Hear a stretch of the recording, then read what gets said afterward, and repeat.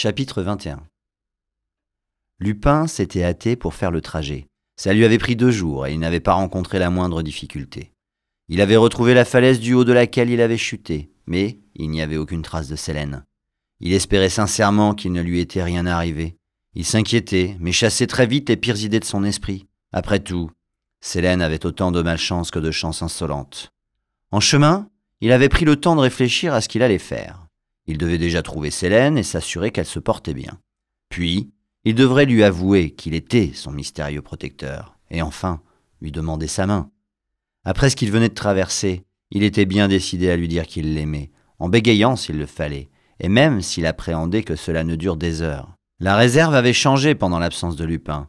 Le pic avait été rasé par la gigantesque explosion qui les avait propulsés dans la rivière, alors qu'ils s'efforçaient de sauver Sélène 18 jours plus tôt. Il savait maintenant que la baronnie vampire, dissimulée auparavant en son sein, avait fait de la réserve son garde-manger. Les arbres étaient couchés sur plusieurs lieues à la ronde, et il ne restait plus que quelques vestiges des tubes qui alimentaient le foyer des vampires, au centre de collecte de la dîme du sang. Les maisons qui avaient été téléportées magiquement par les mages des forces de l'Élysée le temps de l'affrontement étaient réapparues sur l'ancien champ de bataille. En s'éloignant, Lupin trouva les lieux presque inchangés. Les combats s'étaient concentrés dans cette zone où la légendaire malchance de Sélène l'avait attiré. Il s'en était fallu d'un cheveu qu'il n'arrive trop tard pour la sauver.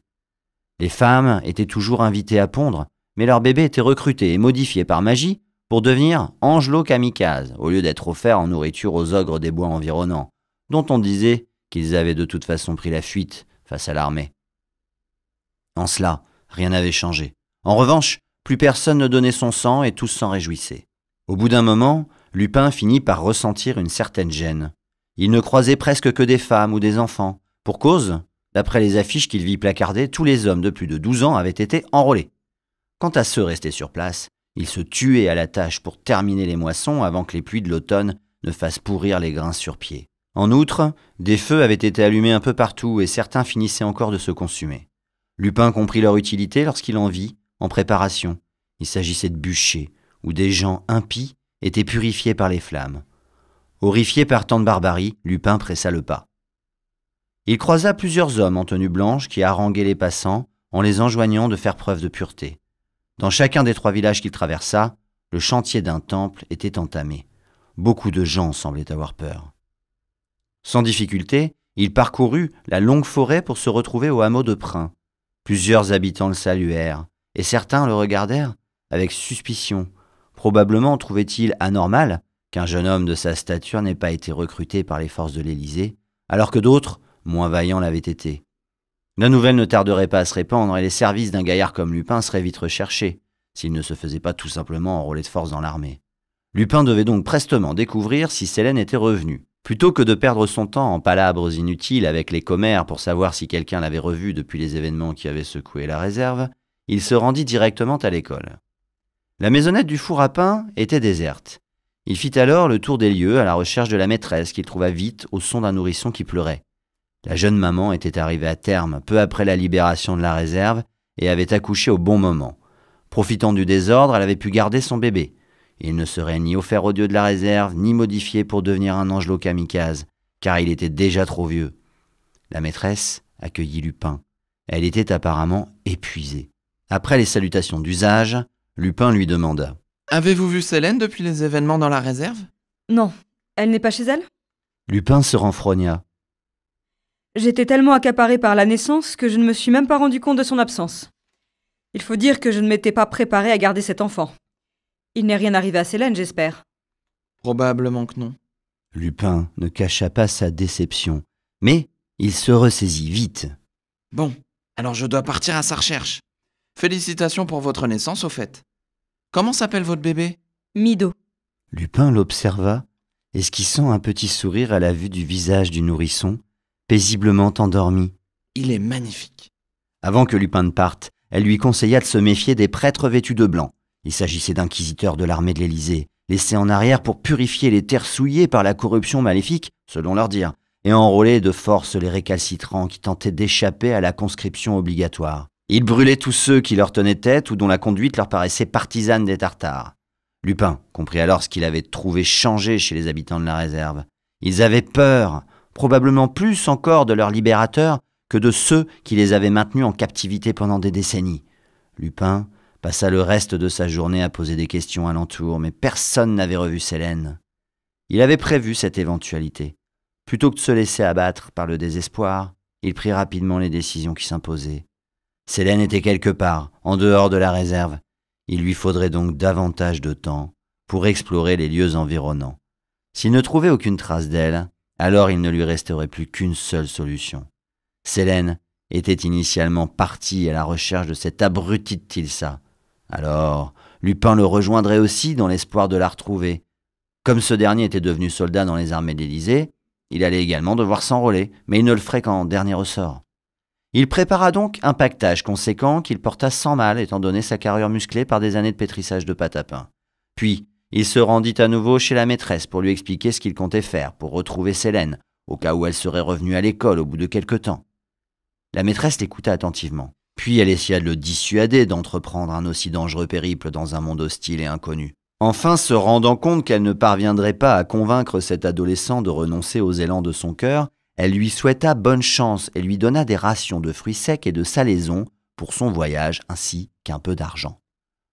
En partant, il s'arrêta dans une échoppe et échangea les piécettes contre une carte d'Europée récemment importée de l'extérieur.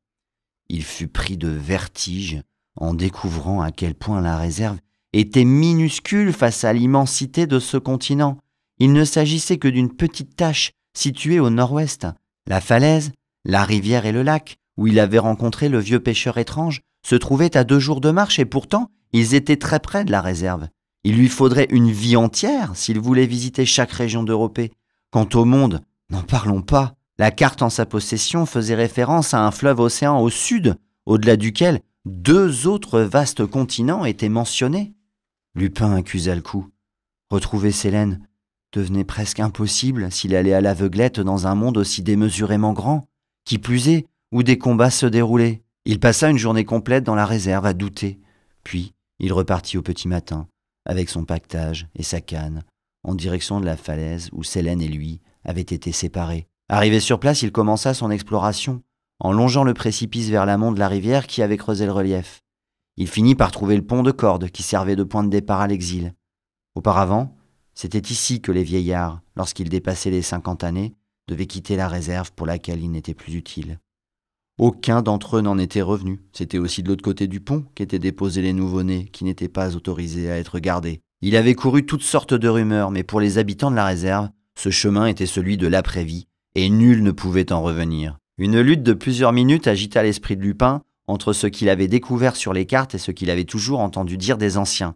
Les cartes ne montraient qu'une vaste forêt, suivie d'un continent immense, plein de paysages différents. Peut-être s'est-elle trompée de direction? Peut-être est-elle partie en sens inverse de la réserve?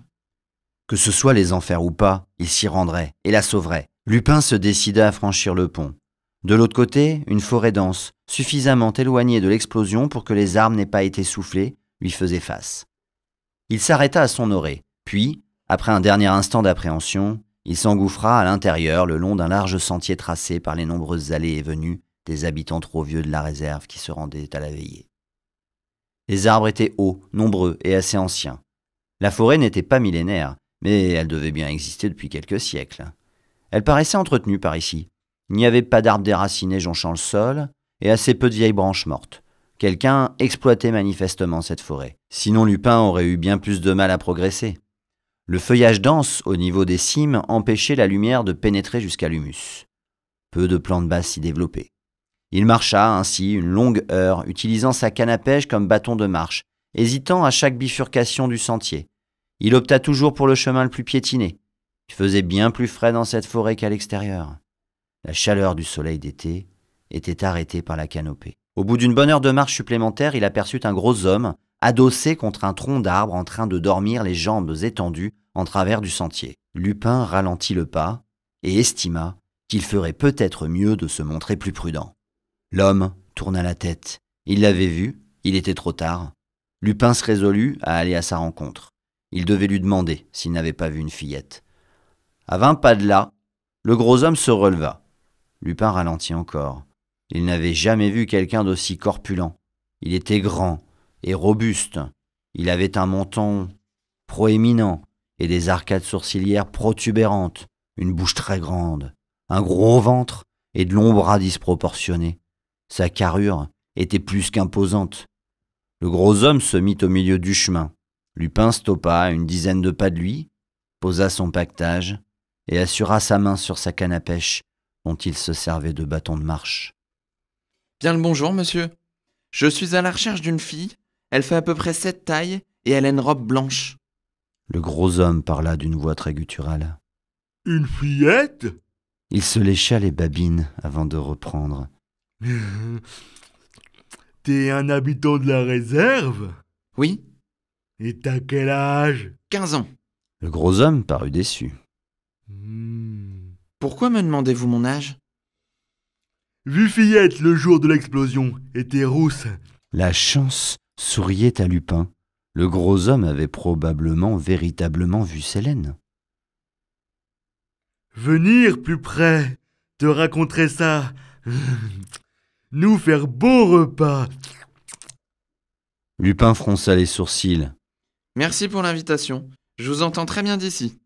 J'ai très faim, rien de correct depuis beaucoup de jours. Voulez-vous que je vous donne quelque chose à manger? Le gros homme parut avide. Sa mâchoire dévoila des dents très imposantes. Quoi manger? Des fruits secs et... Ouah! J'ai un peu de viande séchée aussi. Mais dites-moi plus sur cette jeune fille. Viande de bébé? Dit le gros homme en penchant la tête sur le côté et en écarquillant les yeux. Lupin se mit immédiatement sur la défensive. À bien y regarder, les proportions de l'homme qui lui faisait face étaient anormales. Et se souvint avoir entreaperçu une de ces créatures manier un genre de baliste à ossements lors de la bataille sur le pic, où il avait accouru pour sauver Célène. Dans le feu de l'action, il n'avait pas eu le temps de détailler ce qui ressemblait à un ogre de conte.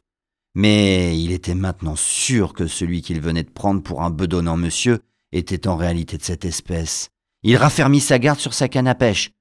Un instant de réflexion, il choisit de mentir. Après tout, peut-être avait-il véritablement vu Célène. Il sortit des bandes de salaison et les montra. Oui, j'ai de la viande de bébé. Tenez. Lupin lança quelques bâtonnets de salaison vers l'ogre qui se jeta dessus avide et les dévora. Dites-moi ce que vous savez sur la fille et je vous en donne davantage. Argue! Pas bonne viande, pas bébé! Les yeux de l'ogre s'exorbitèrent. Faim! Tout en criant, il chargea en direction de Lupin dans des bruits de pas sourds. Lupin hésita à prendre la fuite car s'il fuyait, il n'aurait aucune information sur Célène. Qui plus est, l'ogre se rapprochait rapidement. Il attrapa sa canne à pêche à une main. C'était le seul objet qu'il possédait, pouvant faire vaguement office d'arme. Il la propulsa de côté de toutes ses forces. Le fil en crinière de licorne, toujours enroulé autour de la canne. Celle-ci s'étira de 5 coudées et vint fouetter avec violence le visage de l'ogre, qui s'effondra de côté, brisant un jeune arbre. Lupin, surpris par l'efficacité de son attaque, rabattit aussitôt sa canne vers lui. Elle redevint petite. Argue! Bobo! Quoi c'était? L'ogre paraissait fou de rage. Il commençait à se relever, difficilement, quand Lupin envoya un nouveau puissant coup de canne à pêche qui s'étira de plusieurs coudées et balaya violemment les jambes de l'ogre. Ce dernier s'effondra à nouveau sur le dos en criant de douleur. Tout autant surpris que l'ogre par la puissance de ses coups, Lupin changea alors de tactique. D'un petit coup dans le vide, il donna à sa canne une longueur d'environ 5 bras.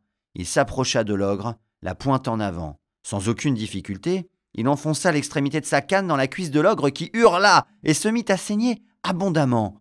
L'ogre attrapa alors la canne de ses 2 mains et tenta de la briser. Il y mit toutes ses forces, mais en vain. Pendant ce temps, Lupin maintenait sa prise de toutes ses forces. À l'autre bout de la canne, la force déployée par l'ogre, bien qu'amortie par les propriétés magiques du bois de la canne que le vieux pêcheur lui avait donné, était colossale.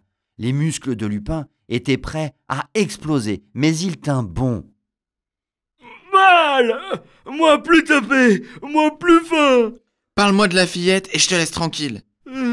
Entendu explosion! Je suis allé voir, cri de petite humaine était accroché à arbre, sur falaise. Moi faim, moi voulais la manger, mais elle trop loin. Moi vouloir jeter des pierres pour dégommer fillette. Pas de pierre, nulle part. Très bizarre, énervant. Un nouveau cri. Créature apparue, tombe sur fillette et boum. Elle est tombée dans l'eau? Non, papa plouf. Disparu, tous. Magie. Tu mens!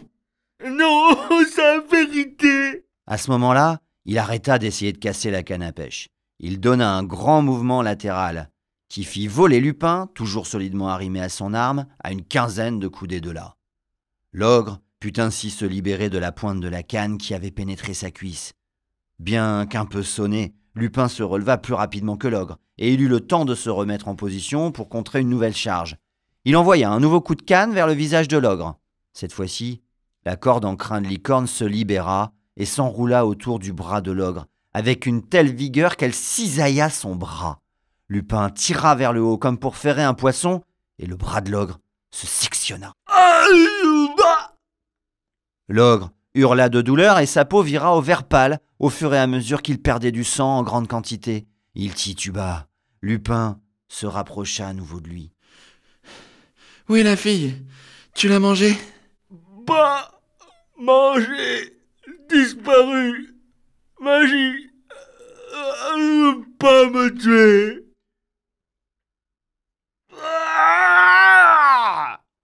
L'ogre poussa alors un cri de rage et se précipita vers Lupin. Lupin lança la canne à pêche vers l'avant et transperça l'ogre en pleine gorge. Il mourut dans un gargouillis sanguinolent répugnant. Son corps tomba au ralenti sur Lupin, qui peina à éviter que cette masse de chair ne l'écrase. Extirpant une jambe coincée sous le cadavre, tremblant de tous ses membres, Lupin rampa un peu plus loin et s'allongea un long moment sur l'humus de la forêt. Les odeurs de feuilles en décomposition, la mousse tendre sur laquelle il posa sa tête et les sifflements des oiseaux l'aidèrent petit à petit à retrouver son calme. Après les salutations il brûlait. J'aime bien brûler des choses. T'aimes bien brûler des choses? On a beaucoup brûlé de choses. Ou Célène et lui t'avais... Ah merde, mais non, j'en ai marre. Ça devient pénible à force. Fais un effort, Benjamin. Ok. Sa mémoire, Ouais. Mais sa mémoire aussi, elle se rappelle. Dévoila des dents. Parce... Elle dévoila des dents. Ouais, parce qu'elle est balèze. Tu as dormi? C'était un peu dans la douleur.